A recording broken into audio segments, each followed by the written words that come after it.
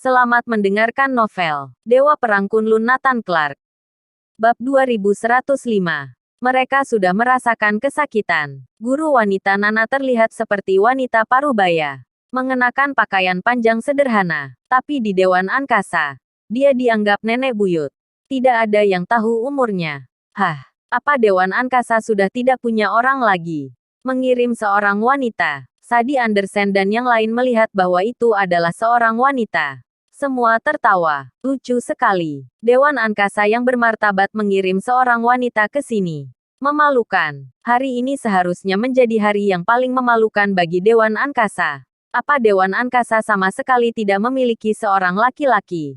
Aku lihat hanya seorang biara wanita. Bagaimanapun, tugas Sadie Anderson dan yang lain adalah mencoba membuat marah Dewan Angkasa. Melihat seorang wanita datang, Sadie Anderson dan yang lain menjadi semakin berani. Berusaha untuk menertawakan. Bagaimana dengan temperamen nenek buyut? Semua orang di Dewan Angkasa tahu tentang itu. Bahkan para jenderal dewa yang memegang kendali sebenarnya ketakutan. Apalagi anggota yang lain. Poin pentingnya adalah guru-guru Nana semuanya adalah tetua dari Dewan Angkasa dan klan Seiryu. Beberapa berada di tingkat leluhur tua. Masing-masing bertemperamen buruk. Masing-masing mudah marah. Jika bertarung, mereka lebih kejam dari yang lain. Terutama beberapa leluhur yang sangat menyayangi Nana. Bisa dibilang, jika Nana menginginkan bintang-bintang di langit, para leluhur akan berusaha untuk mengambilnya. Meminta Nana sama dengan meminta nyawa mereka. Apa mungkin mereka tidak marah? Terutama, nenek buyut ini memiliki temperamen paling buruk di antara guru-guru lain. Beberapa bahkan memanggilnya Ratu Bengis. Awalnya dia sudah sangat marah karena masalah mengenai Nana. Sekarang mendengar Sadie Anderson dan yang lain mengejeknya, nenek buyut itu semakin marah. Mata dingin nenek buyut menyapu Sadie Anderson dan yang lain. Kamu yang menginginkan muridku. Ya, benar. Cepat serahkan Putri Nathan Clark. Sadie Anderson memandangnya dengan jijik. Tak satu pun dari mereka menganggap serius nenek buyut ini. Boom! Tiba-tiba terdengar suara ledakan. Tanah tiba-tiba runtuh. Awan jamur meledak di langit. Arus udara bergerak. Sungai bergolak, laut pun berguncang. Guntur menggelegar di langit. Segera, dunia menjadi hening. Tapi Sadie Anderson terhempas. Tubuhnya rusak parah. Hal yang paling menakutkan adalah Sadie Anderson merasakan gelombang ketakutan dan rasa sakit. Rasa takut itu normal. Jika lawannya kuat, bisa memberi mereka tekanan. Tapi rasa sakit tidak bisa dijelaskan. Mereka tidak memiliki tubuh asli. Tubuh mereka terdiri dari energi murni. Bagaimana bisa merasakan sakit? Tidak mungkin. Ini bahkan lebih menakutkan daripada menghilangkan saraf sakit. Tidak akan ada rasa sakit. Tapi ternyata mereka merasakan rasa sakit. Apa yang terjadi? Mungkinkah kekuatan jurusnya langsung menekan kesadaran mereka, menyebabkan rasa sakit? Ini menunjukkan bahwa wanita di depan mereka terlalu kuat. Boom, boom, boom. Kemarahan nenek buyut melonjak. Dia tidak bisa menahannya sama sekali. Sebuah tamparan mendarat keras di wajah John Anderson, Joseph Anderson dan lainnya. Duar. Setiap ledakan tamparan, tanah runtuh dan awan jamur meledak di langit. Ini disebut kemarahan yang mengguncang bumi. Nenek buyut dengan tamparan ini mengguncang bumi. Tidak peduli seberapa kuat tubuh energi murni dari keluarga Anderson Pramana ini. Mereka semua terhempas oleh tamparan nenek buyut. Tidak hanya tubuh mereka berubah bentuk. Untuk sementara waktu mereka bahkan sulit untuk pulih. Energi mereka ditekan. Ini tidak pernah terjadi. Hal yang paling menakutkan adalah semua orang merasakan sakit. Sejak percobaan mereka berhasil. Mereka telah mencoba berbagai cara untuk merasakan sakit. Namun tidak berhasil. Tapi tamparan nenek buyut di depan mereka membuat mereka merasakannya. Menakutkan. Sungguh menakutkan. Monster macam apa Dewan Angkasa sialan ini? Sadie Anderson dan yang lain terkejut. Richard terkejut. Seluruh dunia terkejut. Siapakah nenek buyut pemarah ini? Bab 2106. Tubuh energi murni bisa mati.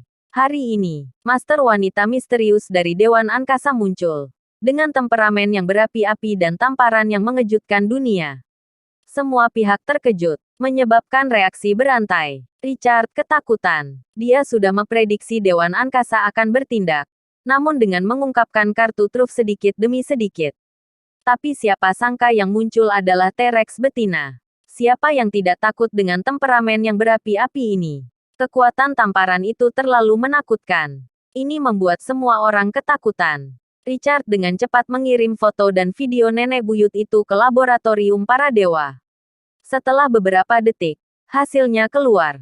Tidak ada informasi tentang orang ini di basis data besar laboratorium para dewa. Sama sekali tidak ada sedikit pun. Sebelumnya 3 guru Kirana Andersen bisa ditemukan. Namun orang ini sama sekali tidak memiliki informasi yang tercatat.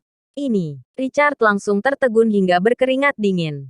Sangat menakutkan. Kejadian ini bahkan membuat para petinggi inti dari laboratorium para dewa khawatir. Atasan Richard dan pria yang bermain poker secara antusias memperhatikan.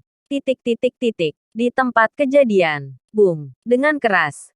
Nenek buyut muncul di depan Sadie Andersen dan yang lain.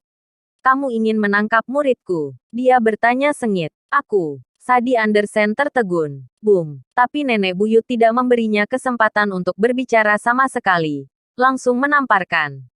Wajah Sadie Andersen langsung hancur berkeping-keping. Tubuh Sadie Andersen berubah bentuk semakin parah.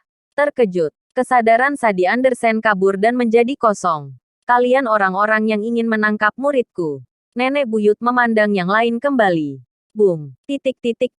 Nenek buyut menamparkan wajah orang-orang ini satu demi satu. Setiap tamparan hampir memorak-porandakan dunia. Tamparan yang tampak sederhana dan biasa itu ternyata mengandung potensi kehancuran. Dengan setiap tamparan, semua orang merasa bahwa dunia akan hancur. John Andersen dan yang lain ditampar hingga terpental satu persatu. Tubuh mereka semakin cacat. Terutama wajah mereka terkoyak. Kecepatan pemulihan semakin melambat. Sakitnya seperti menyedot jiwa mereka keluar. Membuat semua orang mengeluarkan jeritan sakit yang mengoyak hati. Rasanya seperti jiwa mereka sedang terbakar. Mengerikan. Terlalu mengerikan. John Andersen dan yang lain menjadi gila. Dia terlalu menakutkan. Awalnya mengira sifat tubuh energi murni itu kekal. Mereka bisa semena-mena. Bahkan jika mereka menghadapi lawan yang lebih kuat dari diri mereka sendiri. Mereka tidak perlu khawatir. Karena sekuat apapun lawannya, tidak akan bisa memukuli mereka sampai mati. Mereka juga telah diuji di laboratorium para dewa. Mereka kekal, tidak bisa dibunuh. Bahkan Richard berkata bahwa dia tidak dapat memikirkan cara untuk menghadapi tubuh energi murni. Dalam arti tertentu mereka tidak terkalahkan. Tidak peduli seberapa kuat lawannya. Tidak bisa membunuh mereka. Hanya akan menguras energi mereka sampai habis. Sadie Andersen dan yang lain sangat terkejut. Mereka tidak bisa dibunuh. Mereka bisa melakukan apapun yang mereka mau. Karena tidak ada yang bisa berbuat apa-apa pada mereka. Tapi hari ini sesuatu menumbangkan pengetahuan mereka. Pertama, mereka dipukuli tanpa bisa melawan. Kedua, mereka benar-benar merasakan rasa sakit. Ketiga, tubuh mereka cacat parah. Tidak dapat pulih untuk sementara waktu. Menghadapi nenek buyut ini, mereka merasakan ketidakberdayaan yang mendalam. Untuk pertama kalinya mereka benar-benar merasakan akan mati. Mereka merasa bahwa setelah dipukuli beberapa kali oleh nenek buyut, energinya akan hilang dan tubuh mereka akan hilang. Mereka akan mati. Mereka tidak benar-benar kekal. Mereka hanya belum bertemu master yang cukup kuat. Mereka dihantui ketakutan akan kematian. Semua orang merasakan ketakutan yang besar. Sadie Andersen bangkit, menahan rasa sakit yang mengoyak hati. Segera berteriak, wanita ini sangat kuat. Kita tidak boleh tumbang satu persatu. Ayo maju bersama. Di bawah komando Sadie Andersen, puluhan orang berkumpul bersama, memelototi nenek buyut. Bersambung.